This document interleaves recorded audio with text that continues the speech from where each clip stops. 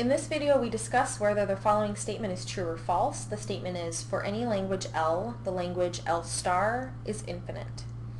So you might be tempted to go, yep, it's true. L star allows us to concatenate to the end of any string in L, any other string in L, and then again and again and again an arbitrary number of times.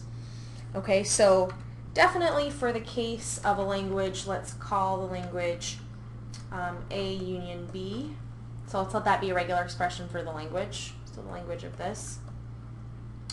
If I let this be L and then I do L star, what do I get? In L star, I get epsilon. I also get A, B, A, B, what else? BA, BB, on and on and on. I can keep tacking things on. BB, BB, BB, A. Okay? So this is an infinite language. But the question said for any language, L. So let's consider the language that just contains, so let's let this be L prime, that just contains the empty string. Okay, this is a language. There's a DFA for it. And it looks like this. Okay, and then let's, whatever its sigma is, so I'm just going to say sigma, and what I mean by that is transition on every symbol in sigma. That's what I mean.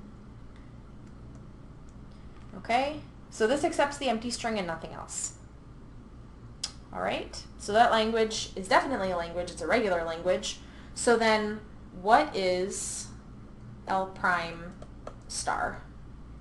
Well, we can take any string in the language and concatenate it with any string in the language an arbitrary number of times, as many times as we want. So, what kinds of strings are in the language? Epsilon. Okay, this is because epsilon, epsilon, epsilon is equal to epsilon. Epsilon, epsilon, epsilon, epsilon, epsilon is equal to epsilon. So epsilon star is equal to epsilon. Okay, no matter how many epsilons I take and concatenate together, it's still just epsilon. Okay, so the size of L prime star is 1. It has one string in it, so it's finite. Okay, therefore, that statement is false.